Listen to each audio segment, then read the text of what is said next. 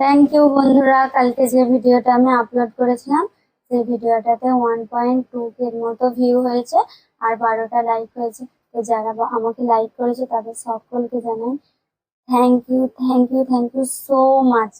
আর যারা দেখেছে তাদেরকেও জানাই থ্যাংক ইউ। আমাকে প্লিজ এইভাবে একটু সাপোর্ট করো, তাহলে আমিও দেখবে একদিন বড় ইউজার হয়ে যাব।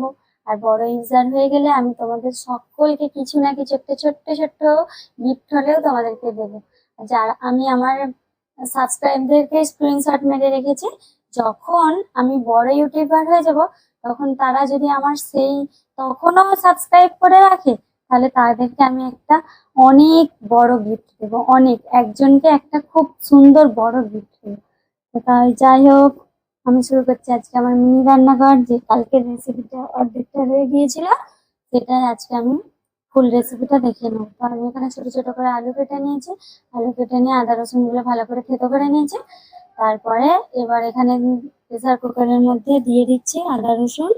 তারপরে এবার একটু নাড়াচাড়া করে নেব, নাড়াচাড়া করা হয়ে গেলে দিয়ে দেবো লবণ, তারপরে দিয়ে দেবো একটু লঙ্কার গুঁড়ো, তারপরে ধনিয়া গুঁড়ো দিয়ে দেবো এখানে, সবশেষে হলুদ দিয়ে দেবো।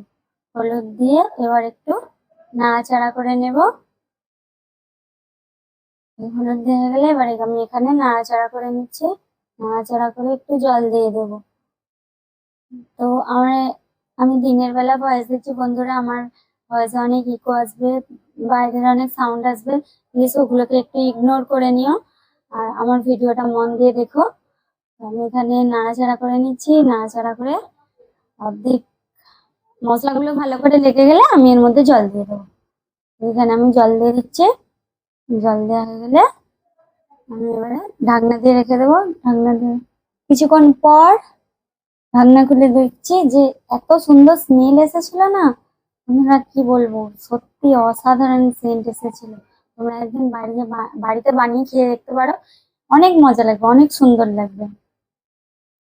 তো আমি এখানে আমার রান্না শেষের দিকে আমি এখানে ঢেলে নিচ্ছি। ঢেলে নেওয়া হয়ে গেলে আমি ভাত রান্না করেছিলাম অল্প, তো সেটা আর এখানে অ্যাড করা হয়নি, আমি পরের ভিডিওতে দিয়ে দেবো। তারপরে এই যে ভাত রান্না হয়ে গিয়েছিল আর এখানে তরকারি দিয়ে সার্ভ করে নিচ্ছে। তো বন্ধুরা, যদি ভিডিওটা ভালো লাগে তাহলে লাইক কমেন্ট শেয়ার করে দিও। থ্যাংকস।